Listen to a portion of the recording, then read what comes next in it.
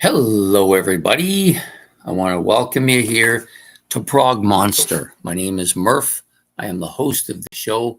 This is the show that is dedicated to progressive rock and other forms of rock music. So I want to welcome you here to Into the Progverse, or Into the Prog Universe, if you prefer, or the Progressive Universe, whatever your choice. It's okay. We're all going in the same place, right?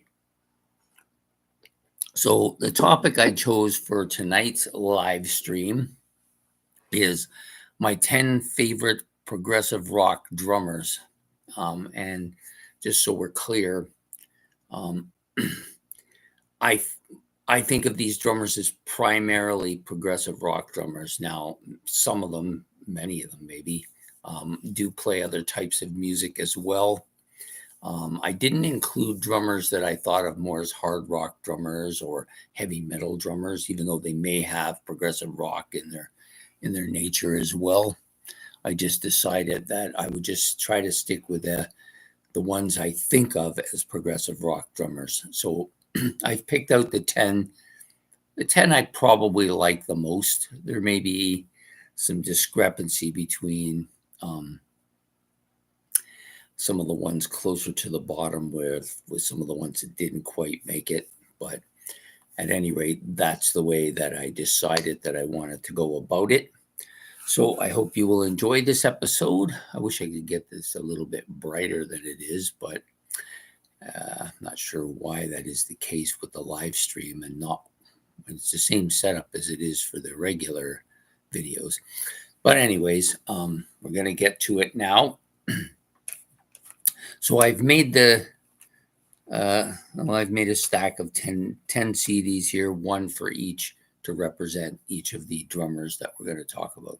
So I guess the first one we're going to talk about is the drummer on this album, Don Perry. He did a few did a few episodes, a few albums or CDs with Jethro Tull. The thing I like about Don, I think I discovered Don on the Drum Channel. He was doing an episode with Neil Peart was in there, and the other drummer just is the one that was hosting it, but I forgot his name already. Anyways, I found, but the thing I like about Don is the couple of albums that I've known him to be on for Jethro Tull. I find his drumming is pretty heavy for a progressive rock drummer. He really kind of stands out in that he keeps the rhythm well, but he also is pretty heavy for a progressive rock drummer, giving Jethro Tull maybe that little bit of a heavier sound to their music than maybe they've had with some of the previous drummers. But and of course, this is a fantastic looking album too. I like this. This one's just recent to my playlist. It's up there with Catfish Rising, which I also believe was an album he was on. Somebody correct me if I'm wrong, but I think he was on that album as well. So we've got Roots to Branches here, Catfish Rising, and there was one other that's eluding me at this point in time. But anyways, I like his drumming for that reason. I think he adds a bit of a heavy dimension to their drumming. Still technically sound and great, but more for the heaviness than anything else. So the first one for tonight, Don Perry. So I guess you would say he's number 10, right? I'm just going to move some of this stuff. I think I'm just going to move my cup here behind the computer so it's not constantly reaching across the board here. So the next drummer up from Gentle Giant. Now, Gentle Giant, as we all know, had basically three drummers. And I'm drawing a blank on the first one, but Malcolm Mortimer was the second drummer, but this is the drummer that I like, and he was on the vast majority of their albums, John Weathers. John Weathers is a bit unique in that he Also plays percussion quite well, can also play guitar. So he has some other skills than just that, as all the members of Gentle Giant do. I picked this album because I find his drumming exceptionally good on this album. Just a real killer album.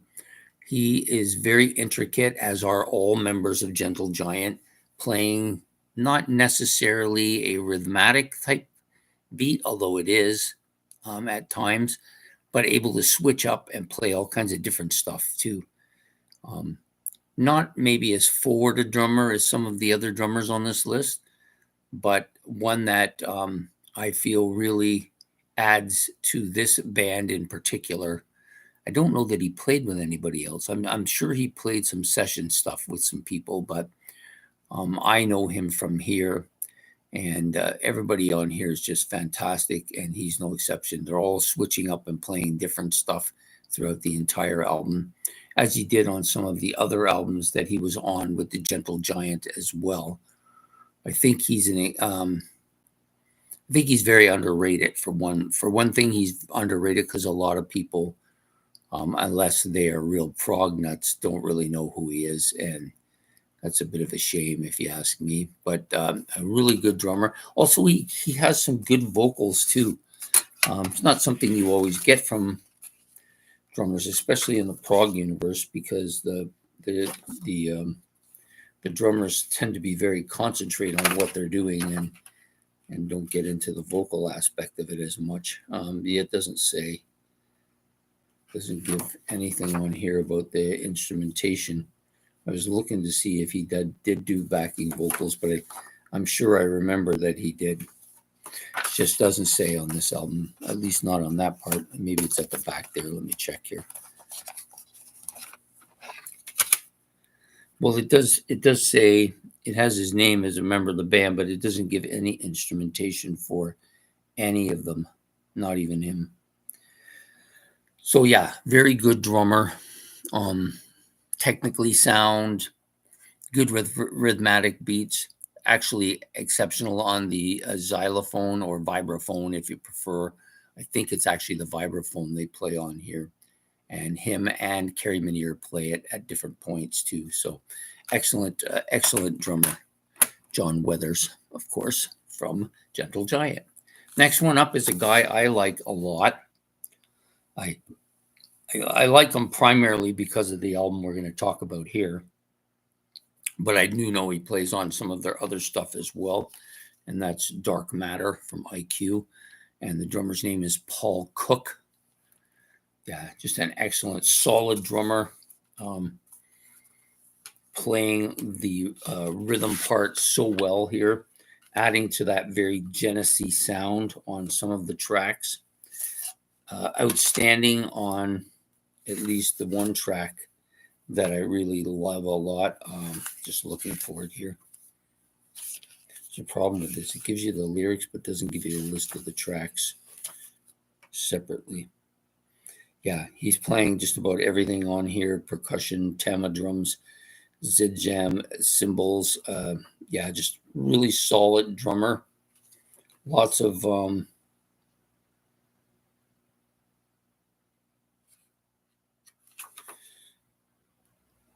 looking for the song I wanted to mention. Yeah, Harvest of Souls. Excellent drumming on this. Very Phil Collins drumming, like as they attempt to do a kind of a Genesis sound on at least the one track, Harvest of Souls, which I think is brilliant. It's a brilliant song, brilliant track. There's some other stuff here that's really solid, and he's just a really good drummer. Probably very underrated. Most people, I don't think, would know even who he is, unless you happen to be, again, a prog nut like myself, right? So Paul Cook. So moving up to the next drummer. So I think that's number 8, right? So number 7, I like this guy because he's particularly heavy, but at the same time, he's kind of forward, pretty heavy, but very intricate. Ron Howden from Nectar. This album is a great display of his abilities, as it is for the other band members too. Now, yeah, I'm just looking for him here. Yeah, Ron Howden, drums and percussion. You see him right there. If you can get a good look at him. So yeah, a very technically sound drummer. Most progressive rock bands look for that technically sound drummer. No exception here with Ron Howden. He passed recently, like within the last few years. I just think he's an exceptional drummer as well. Got a couple of different versions of this album here. This is official bootleg or live album that comes with this disc. I find him to be even better when he's live than he is when they're doing the studio albums too. He's just a very forward drummer. He's pretty strong drummer. Ron Howden of Nectar. Next up, I did this album recently on my recent album reviews last weekend. If you want, you can go back and look at that, discuss a little bit more. This is an excellent album.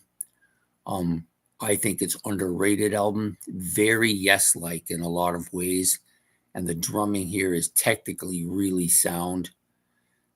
And yeah, just like this is of course Martin Nordstrom Neppen. Picture of him up here in the corner. I was looking for him before I said his name. Yeah, this is a really solid album, very Yes-like, very strong.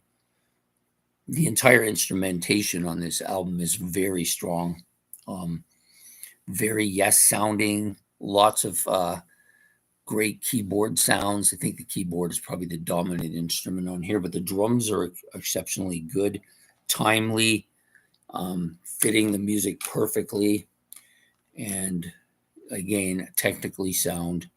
Martin Nordstrom Neppen coming here at number 6, I think. So now we're going to get into the top 5, and these ones are going to be a little bit longer because most of the first half of the first half drummers list, not as familiar with, haven't listened to them as long, but I do like them a lot. So the next 5 I have listened to a lot. So we're going to start with the drummer on this album on Relayer, Alan White. Now, Alan White is a little bit maligned by people because he's often compared to Bill Bruford, which is to me very kind of unfair, but he's a strong drummer in my opinion.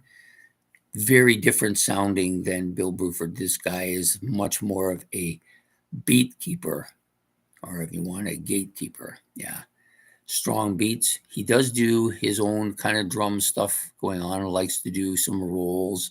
Likes to do the backbone of all the albums. This one here is a little more technical on than some of the other stuff, but this is maybe his best album for his ability. I just find him to be an excellent beat keeper, one of the best, I think. For Yes, you really need that too because they tend to be very, I wouldn't call it meandering. There's a little bit of that, but they tend to be very instrumentally inventive and exploring. Him not as much as the rest of the band, but you always need that one guy in the band that kind of keeps the focus, and I think he may be the guy on this album. So Alan White, and of course he came on with the band on Tales of the Topographical Ocean and was on them right up till his death just last year on the Quest album was his final one with Yes, so he wasn't on the newest album, Mirror to the Skies. Abilities having faded quite a bit by that time, which is unfortunate because I think he's quite a good drummer.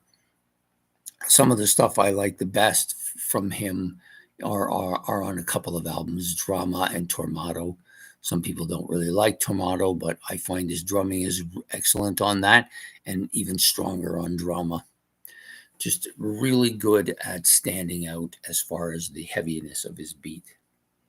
Next up, Now we're getting into the easily my 4 favorite drummers. Phil Collins, of course, of Genesis, but I picked this album out so you could see his face. Yeah, even his he's not nearly as dominant on his solo stuff. Heavier, definitely heavier, giving that kind of heavy sound that everybody's come to associate his music with. But the funny part is that even though it's kind of heavy here and prominent, I don't really think this is his real style of music. I think he's more like the stuff that he did with Genesis, which is a lot more intricate, complex, just absolutely fantastic stuff. Like very, very complex drumming and intricate. Maybe once him and Steve Hackett came aboard Genesis, they became a band that was. Before that, they were a good, solid, progressive band. But once these two guys came on, really, really kind of upgraded their instrumentation to another level.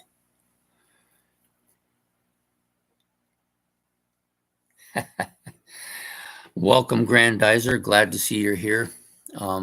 Yeah, I welcome you to the show. Just talking about Phil Collins right now. Phil Collins to me is the funniest part about Phil Collins is as great a drummer as he is, most people know him as a singer for that pop.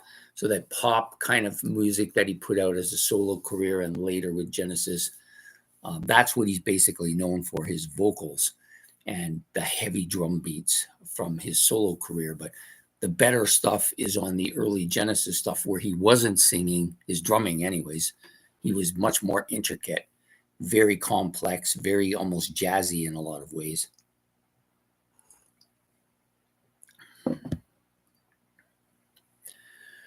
I did. I had a great set of holidays. Thank you very much. So we're going to move on to number 3 here.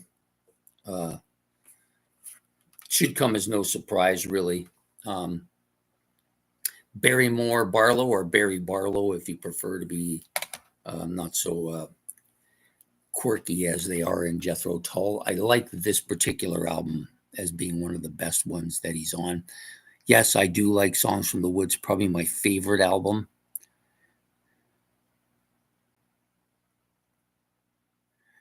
Yeah, I know what you're saying. Most people know Phil Collins for his 80s work, not his 70s work.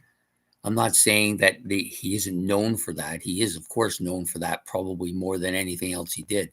It's primarily for his vocals. A lot of people didn't even know he was a member of Genesis.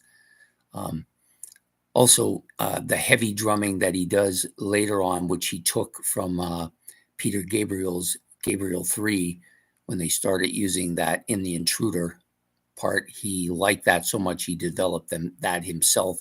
I get that, but I think his better drumming is with the early Genesis stuff. It's much more intricate. It's a lot more jazzier in some ways, very sophisticated, very complex, not nearly as simplistic as it is later on.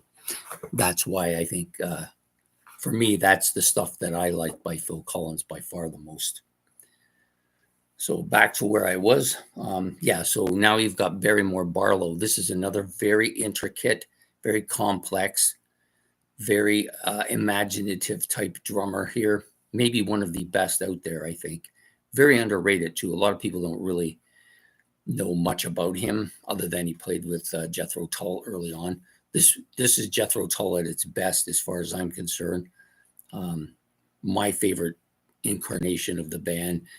And he is one of the main reasons. I think he's an exceptional drummer, very complex, but also able to keep some kind of interesting beat sounds and draw upon that to upgrade the whole sound of the band, right?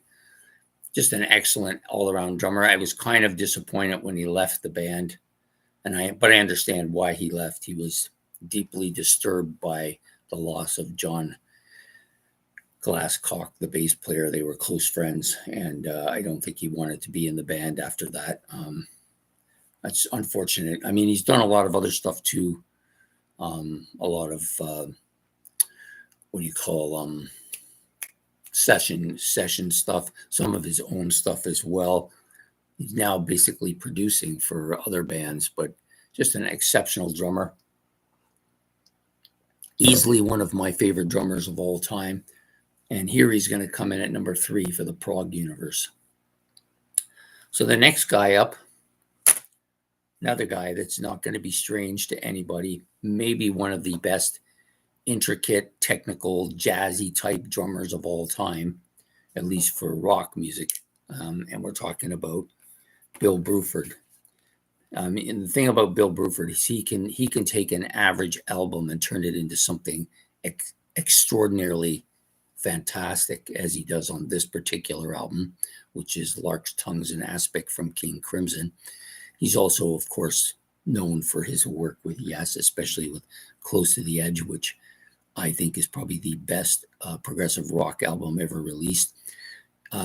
It's not a surprise that when Genesis did their tour with Phil Collins as their lead vocalist for the first time, that he wanted to go up front, so they needed a drummer in the back, and Bill Bruford volunteered to do that. Easily one of the few drummers that could actually play the stuff that Phil Collins played.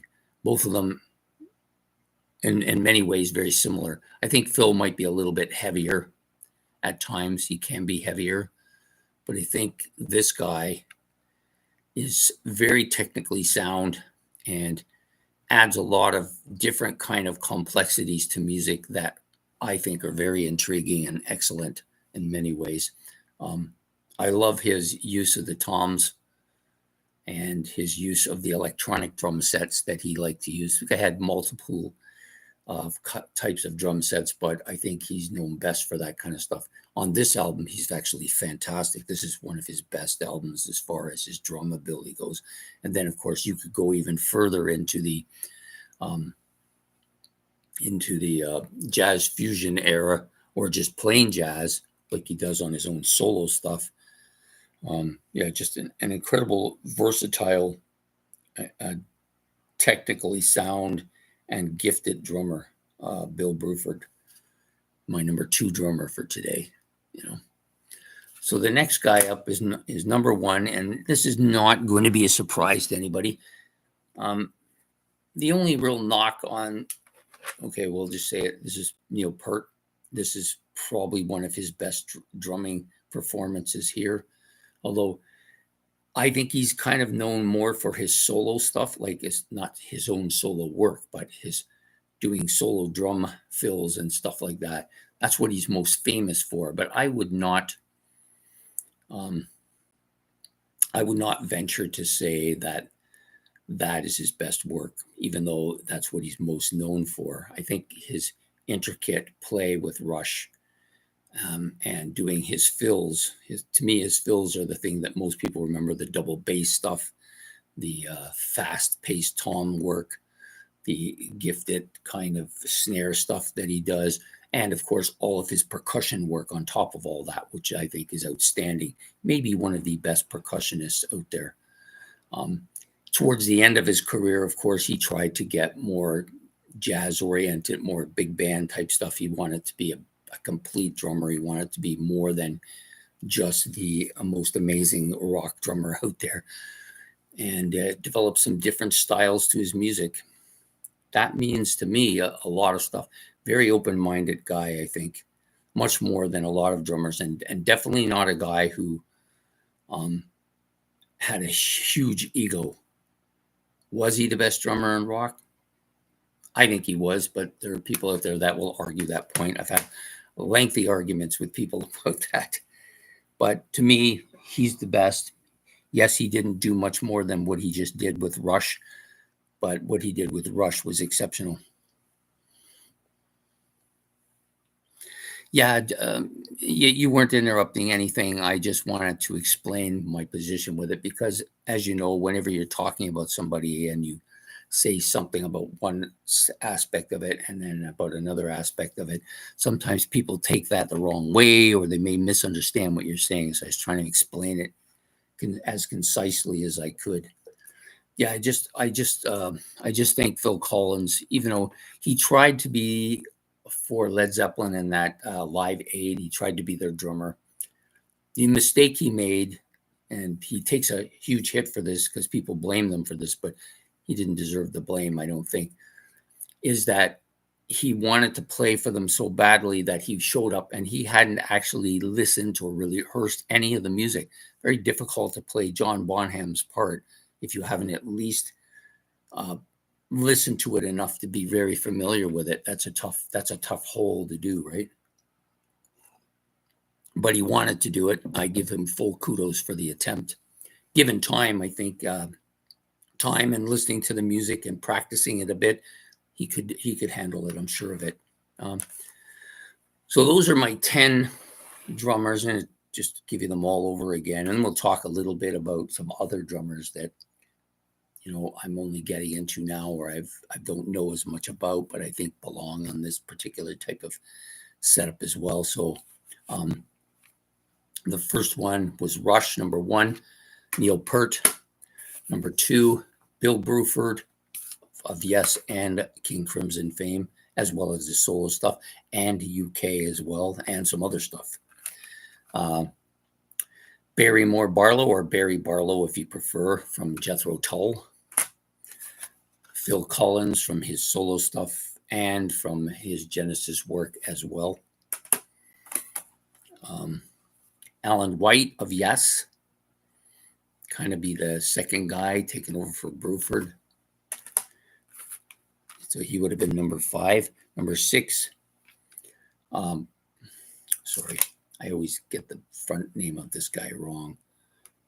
Yeah, Martin Nordum Neppen from Wobbler. I think he's done some work with some other bands too, but I'm only just kind of discovering him now. So he's number 6.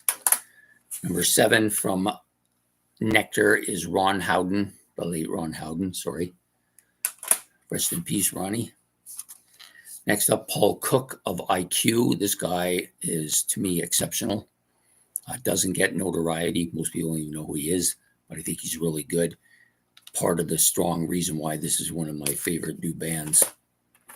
Number 9, John Weathers from Gentle Giant. Exceptional drummer here. I do like the other 2 drummers too, as well, Smith and Mortimer. But I like this guy probably the best of the 3. And then, of course, Shane. Doane Perry is what I think it is something else, right? Doane Perry of Jethro Tull's, kind of that Catfish Rising and Roots the Branches era of the band, which is quite good too. Maybe not as good as the Barrymore Barlow or even the original drummer. Drawing a blank on that one now too. Yeah, so some of the other drummers that I think have had exceptional abilities playing in this. This is not the easiest field to play in. Progressive rock, much more complex, I think, and requires the ability to do other stuff that, other than just keeping a rock beat, or maybe doing some heavy rolls, or maybe doing some heavy double bass stuff. You have to be able to do some quieter, complex stuff and mix all that stuff up together. And there's not a lot of drummers. That's a tough road to do. Now, some of the other drummers that could be mentioned in here, although I don't think of them as necessarily progressive, fully progressive, but do have some of those elements. Someone like John Panazzo of Styx. This guy, early on, and when Styx was doing more of the progressive stuff early on, he was much more forward and much more frontal. His drumming was pretty dominant in a lot of ways on their earlier stuff. There's a couple of tracks in their early Wooden Nickel era that are just absolutely killer on the drums on that. Then, of course, you've got Journey's drummer, Ainsley Dunsbar. This guy is fantastic, just absolutely killer. That first album that they do with that's pretty proggy, their first solo album, or their first debut album, Journey's debut album. He is absolutely killer on that, just knocks it out of the park. Now, I've heard some other stuff by him that isn't really proggy, but really dominating as well. You could even say John Bonham could fit in here too, because there are some aspects of Led Zeppelin's music that is very proggy as well. Now, some other drummers that are part of prog bands, but not necessarily that intricate stuff, but give that heavy backbone to the music. Obviously, Nick Mason falls into this category very well. An excellent drummer with that particular aspect of the band. I do like Murata. Jeez, this is the problem with doing these late night videos. Is my brain is almost shut off at points in time. Jerry Murata, that's what I was thinking of doing some of that stuff for Peter Gabriel. Really complex, kind of detailed stuff. A little bit of percussion going on there as well. I think he's an excellent, underrated drummer as well.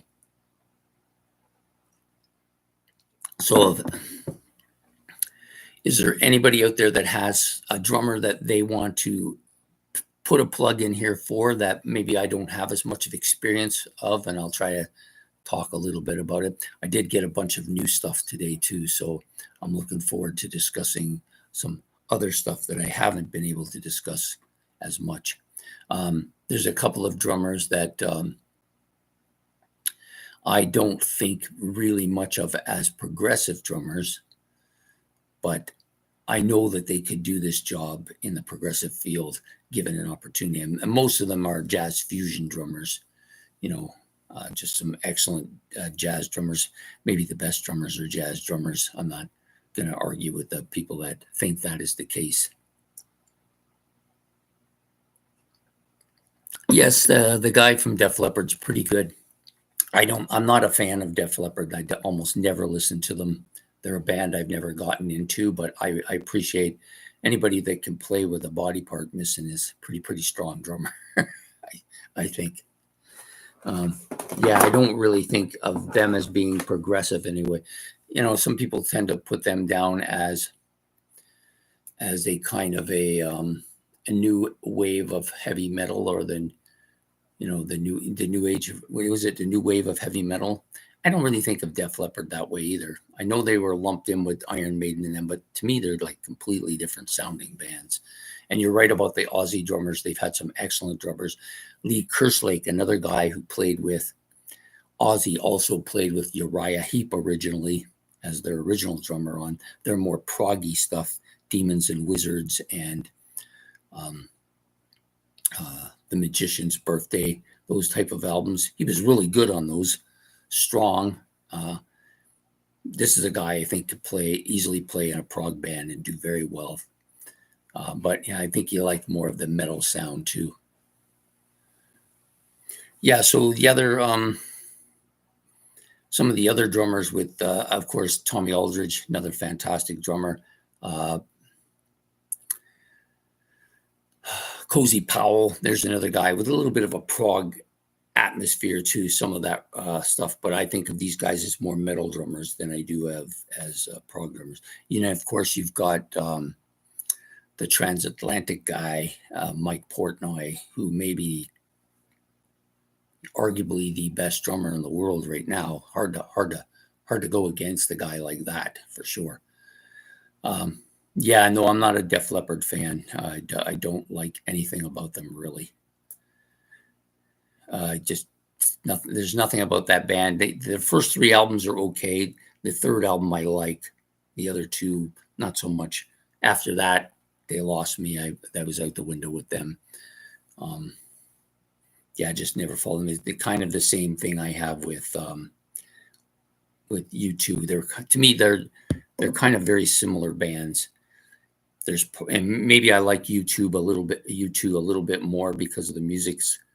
Some of their songs I like more, but to me, they're the same kind of band. I just don't have much interest in them anymore. At one time, I liked them quite a bit, both of the band. Well, not Def Leppard so much, but U2 I liked a lot, but I just kind of lost interest in both those bands. Don't have much interest in them anymore. And yeah, I think with Def Leppard, it's just like they have this very kind of commercial sound to them. I'm trying to think of another band that kind of remind me of. You don't really remind me of anybody in particular, but they're just in that. To me, they're like a almost a hair band, but not really a hair band at the same time. Somewhere between metal and that hair band sound, right? So yeah, I don't really follow them much at all. In fact, I think I have one album, and I don't even think it's been off the shelf in 3 years that I've been doing this channel. Yeah, they're one of the bands I just never warmed up to them. Um, what else can we say?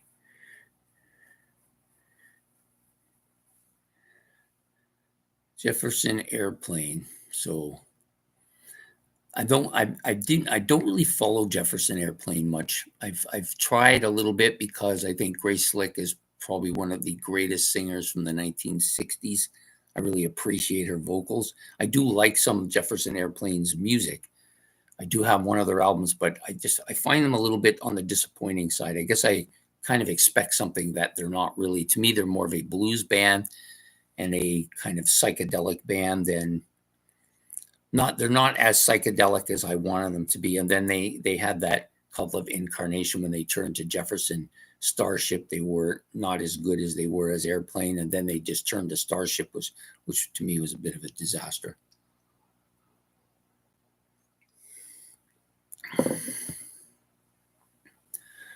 Glam rock bands, yeah, yeah. They've got some decent drummers, I guess. The Sweets drummer, Mick Taylor. No, not Mick Taylor. Mick Taylor's the guitar player for the Rolling Stones. Mick Tucker is what I was trying to say. He's an excellent drummer. I don't really think of him as being a progressive rock drummer at all, though. It's kind of the same as the Mike DeRozier from Heart, another really good drummer. But I wouldn't call Heart even progressive at all. They're more folky with a little bit of that bluesy sound to their music. So yeah, both those drummers are excellent, but they don't really qualify as a progressive rock drummers, in my opinion. There are some other bands like I'm sure the drummer from Kansas, many people would qualify as a progressive rock drummer. I don't really think of Kansas as a progressive rock band. I know that I take a lot of hits for that, but to me, they're more of a hard rock band with a little bit of progressive elements. They're very similar to Styx. They have progressive elements in their music, but I really think of them as hard rock bands. Maybe in the case of Styx, I might even go as far as to call them more of a art rock band, more for the stage show. A good live band, I think.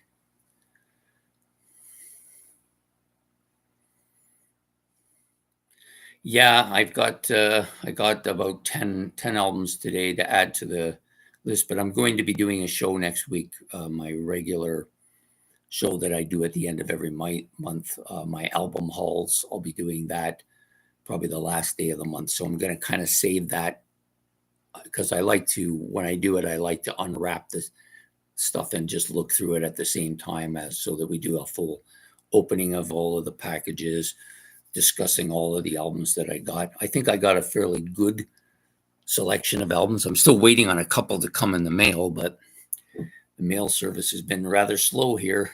So I've had one that's been in there for a good month now, just waiting for it. Maybe it got lost. Maybe I won't get it. Some of the albums I'm currently reviewing. Well, I generally don't have anything set down until I do the episode of this week, which I do on Sundays. Normally, what I do is I start putting together that list either Friday night or Saturday. So I didn't do it tonight yet because I've been doing this with this live thing going on. Now I tend not to do that as much on Fridays and do it on Saturday. So I have generally what I do is I like to pick albums that's been on my playlist a fair length of time, at least 5 months, and then I'll take it down and do a review of it. Or if barring there being no albums that are in that haven't been reviewed or in that list from my playlist, then I will pick something from my discography here that I haven't done yet, and then I'll do a list of that. I've got a couple of albums in mind this week, but I'm not 100% sure which ones I'm going to be doing. Yeah, and I did a recent album review on the Warbler album, which is this one. If you want to go watch that one, you can. This is a superb band. They're Norwegian. This is an excellent album. I'm thinking this may be their best album. Uh, I've really warmed up to this one. It took quite a bit of time though. I've been listening to it for almost 6 months now, and it's only in the last month that it's really starting to get to me. It was the same with their first one, The Hinterland, the first one that I listened to. That one has better artwork. This one has good artwork. That one has great artwork. I think I like this one better. I think it's because the vocals on here are stronger.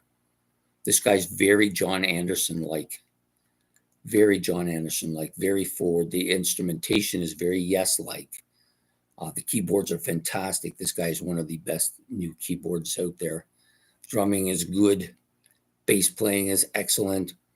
Guitar work is good, but I think this is keyboard dominant, and he plays a lot of different kind of Yes sounds. He has that 20K part that he does on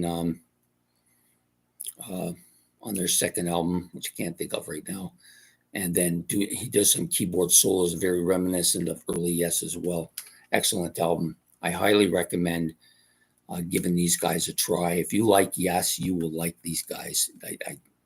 I can't stress that enough. And like I said, the instrumentation fantastic on there.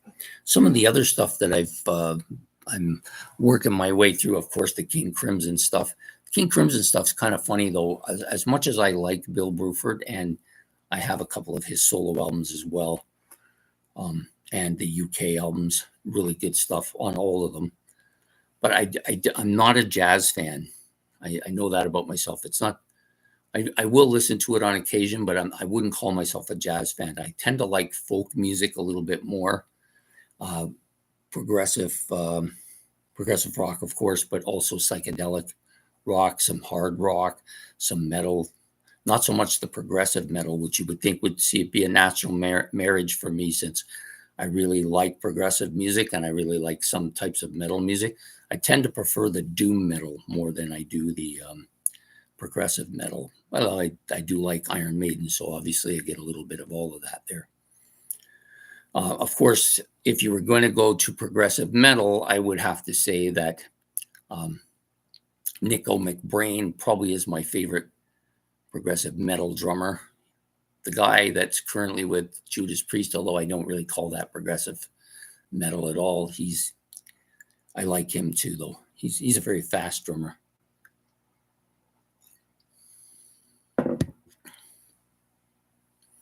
Doom metal for me would be the stuff that you hear from Black Sabbath. Most of Black Sabbath's metal is doom metal, although there's some stoner rock there, there's some blues rock there, there's some there are a couple songs that are kind of what I would call speed metal, but for me, I think of them as a doom metal band, although their early stuff is more just doom. Hard rock, if you want. It's not such a metal sound, although Master of Reality is definitely one of the first, if not a prototype, doom metal album. Rainbow, there's an interesting band. So Rainbow to me is a hard rock metal band, one of the first metal bands, I think. That album, Rainbow Rising, I would call that a metal band album, but for the people that are listening to metal now, that is like almost like child's play in some ways, but it definitely is a metal band. Some people classify Deep Purple, Led Zeppelin, they classify Budgie, they classify a lot of these bands. Even AC/DC I've heard being classified as a metal band. None of those bands I think are metal bands. Led Zeppelin maybe a little bit, Deep Purple maybe a little bit. They have, and Uriah Heep, all these bands have a metal element to their music, but I would not call any of them metal bands. To me, they're all hard rock bands with different elements in their music. Led Zeppelin has a little bit of progressive. Even Deep Purple has a little bit of a progressive element in their music, but I think of Deep Purple as a kind of bluesy hard rock band, something like what BTO would be, bluesy hard rock band. Maybe a little bit more heavier than BTO, but Yeah, I quite like. I like the Rainbow, at least with the Dio era. I have all three of the Dio albums with them. I liked them quite a bit back then. They were one of the bands that kind of began my metal career. But I haven't followed. I don't really listen to them beyond the Dio era. I never really have. Although I do like Joe Lynn Turner. I think he's a pretty good singer as well as is Glenn Hughes, some of these other guys that maybe necessarily don't think of as singers, but definitely are. Yeah, so that pretty much sums up my music kind of tastes. But primarily, I'm a prog guy.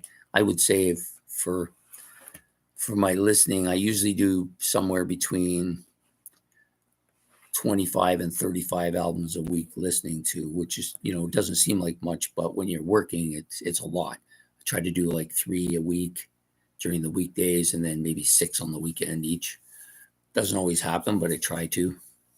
But about 80% of that is progressive rock. And then you've got sprinkling of hard rock, heavy metal, folk music, a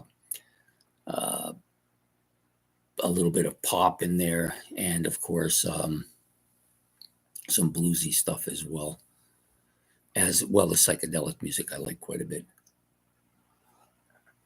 Another band who has, of course, excellent drumming, which I didn't mention here because I don't really listen to them, but I do like the drummer with, when he's on Atomic Rooster, I like them a lot more than I do with ELP. ELP is not a band I really follow much. I think it's because there's not guitar work is lacking in that band, and that's always a driving force for me. Although you wouldn't know that because I listen to Green Slade and they don't have any guitars either, really.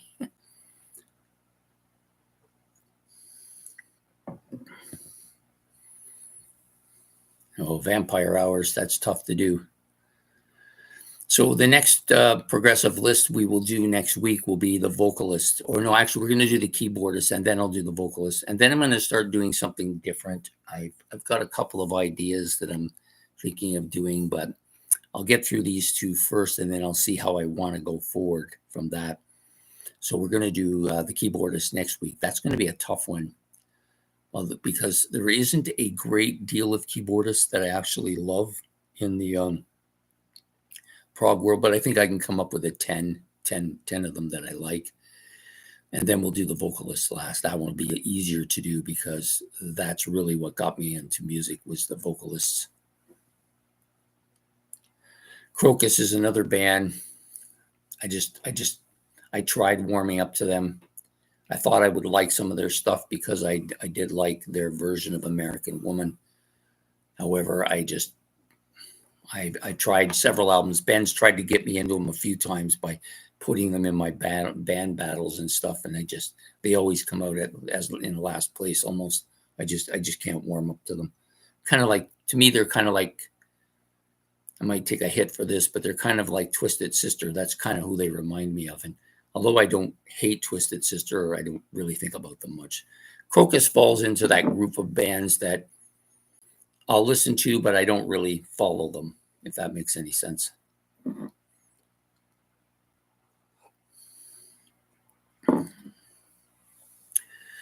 For me, the hard rock bands I like are like BTO, Deep Purple, BTO, Blue Oyster Cult. But Blue Oyster Cult isn't just a hard rock band. I think that's their primary thing. They have progressive elements to their music.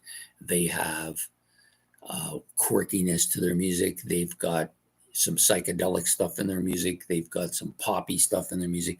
They are a band that will do all of them. Plus, because all of them sing, it's really quite varied with their music. Sorry, I got this fly that's kind of trying to bother me here.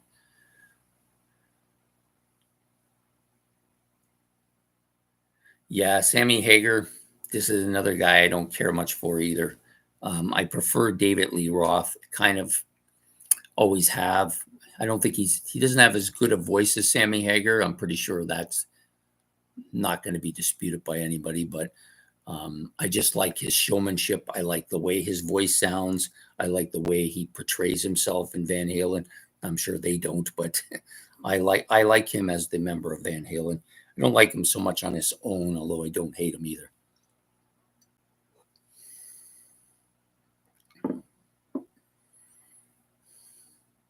No, radio is something I do not have anything to do with. I don't listen to any radio stuff at all. On occasion, if I'm listening to something on the radio, which is usually I'll listen to, I have a couple of podcasters that I like to listen to. Every once in a while, I feel like something different. I might throw on Ozzy's Boneyard and I'll listen. If he's got something that's interesting I haven't heard for a while, I might listen to that.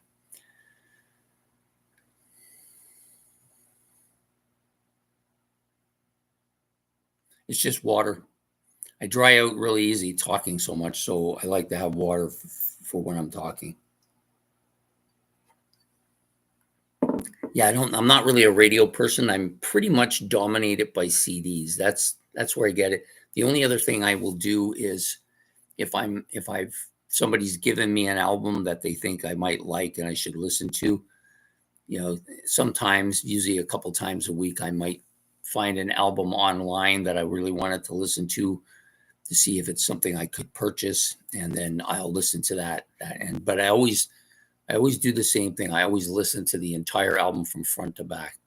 I'm album oriented. I think albums are put together in a certain way. A lot of them that they're not necessarily telling a story, but portraying a kind of sound where you don't get that if you're just listening. If you just take one song out and play that, it's not really my style. The problem with doing that too is most of the time they take out the hit on the album and that's all you ever hear. You don't really hear any of the deep stuff.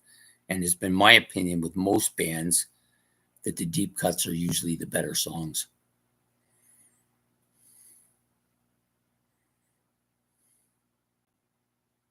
Nope. I'm not a whiskey drinker, afraid to say.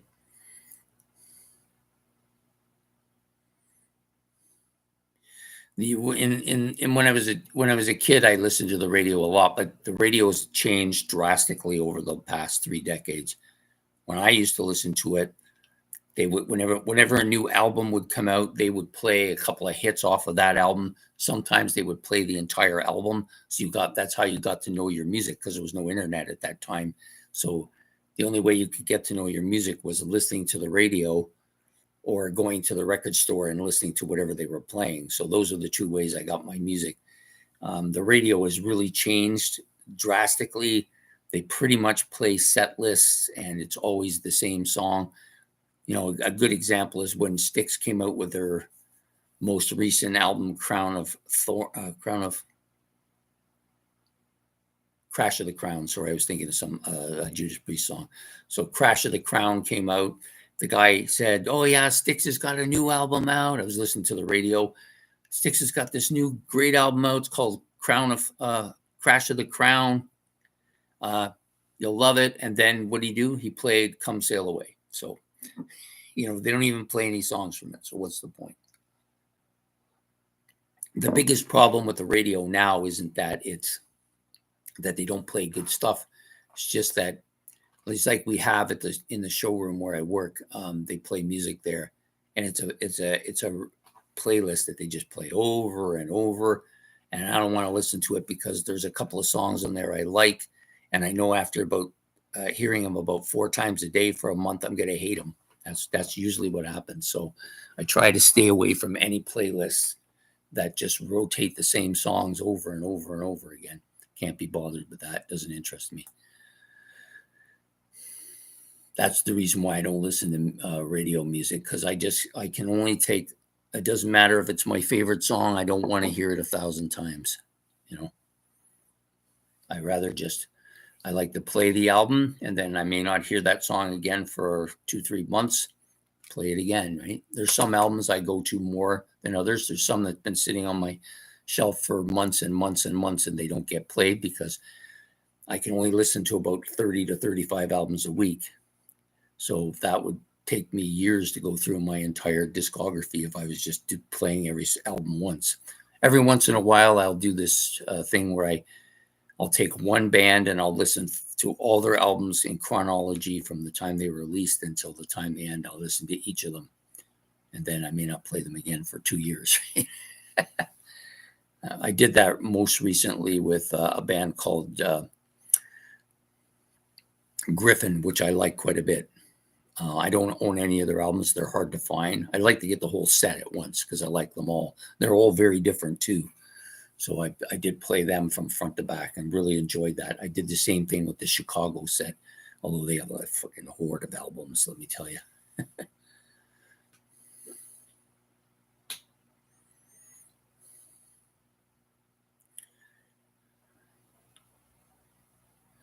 Yeah, it's just the radio. It's just the things that the radio does that kind of annoys me. Not the music necessarily. The music, most of the music I like. I just don't want to be burned out on it, and I don't want to listen to the same stuff over and over again.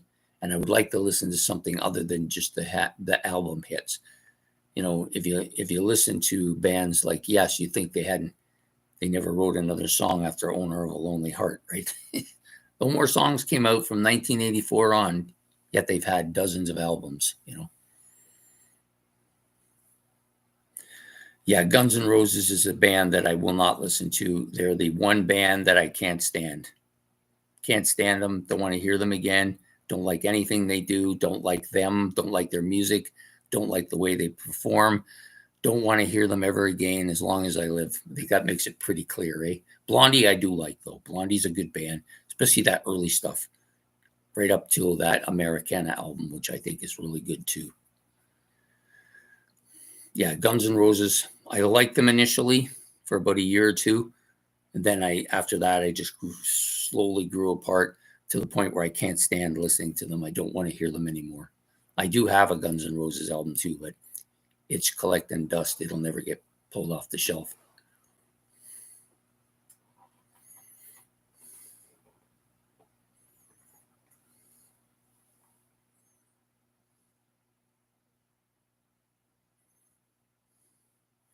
Yeah, a lot of people like that kind of like to listen to radio when they're at work.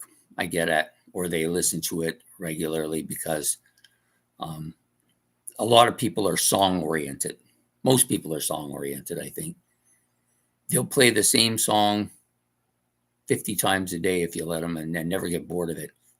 And maybe at one time I was like that, but and that's the case. Like there are dozens and dozens of songs that I never want to hear again that were favorite songs of mine at one time, and I don't want to hear even like if I hear them somewhere, I leave the room immediately. I don't want to hear them no more. And there's lots of songs like that.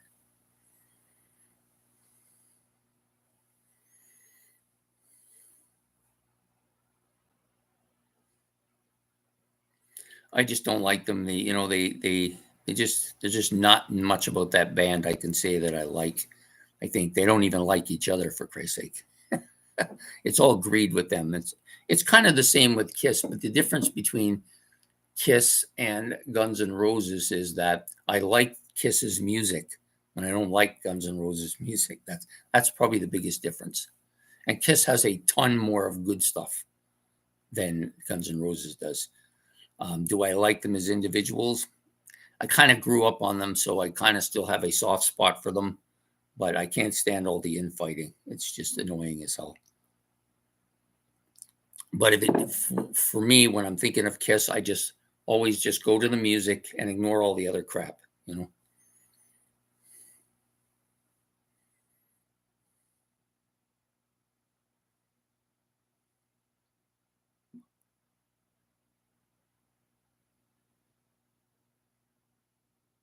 Sorry. Yeah, I don't have my glasses on. That's why I'm struggling here.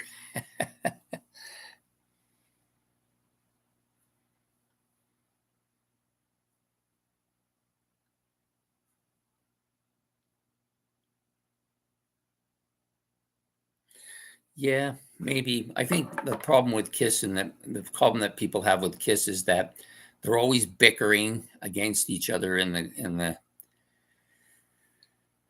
out there in the music world. Everybody knows they're always social media. There's always the three of them or the four of them always yelling at each other. The other thing is that a lot of people didn't take well to the makeup thing or the constant. lying that they do, and the constant changing of their style of music from their original music to this to that, and always trying to be whatever's trendy at the time, never retiring. Just you know, even now, like they've retired from music, but for the last year or so, they're up there doing this stuff, and half the time it's Paul Stanley's not even singing. They just got some.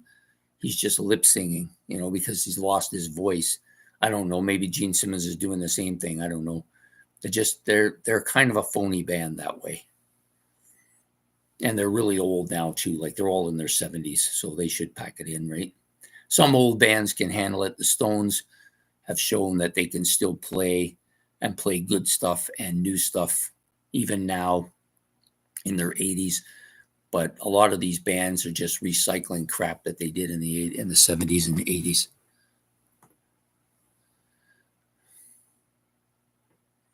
Yeah, they were probably the biggest band for a couple of years there in the mid 70s, 76, 77, probably the biggest band in the world, even bigger than Zeppelin at that time. I grew up right in the middle of that, and I can tell you right now, more people were listening to them. They had more fans at that point in time, probably the most popular band for a couple of years.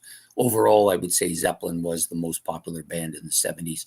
I personally think they're the most popular band of all time. I will get huge arguments from Beatles fans about that. And people will say, well, Beatles sold twice as many albums as them. But if album sales were all that you needed to be the best of all time, then I guess Taylor Swift is the best of all time, right? And none of us believe that. So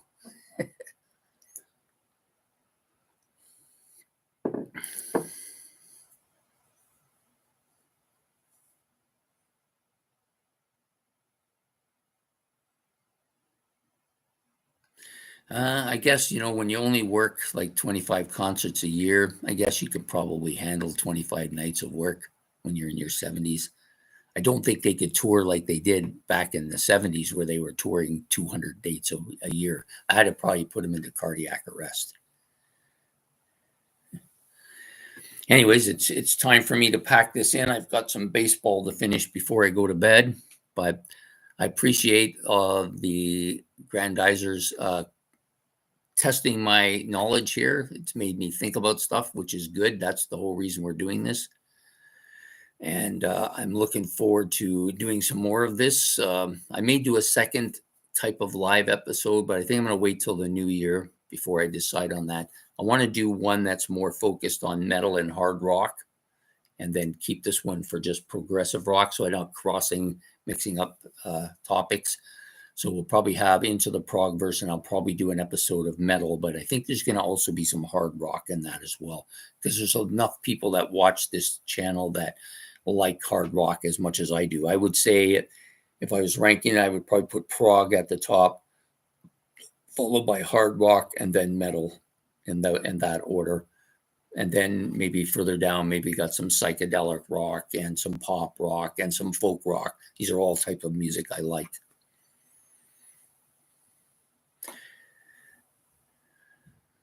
Thanks for coming aboard. I appreciate everybody tonight. And we will be back next Friday with another episode. This one will be on keyboards. So we'll be doing my top 10 keyboard things.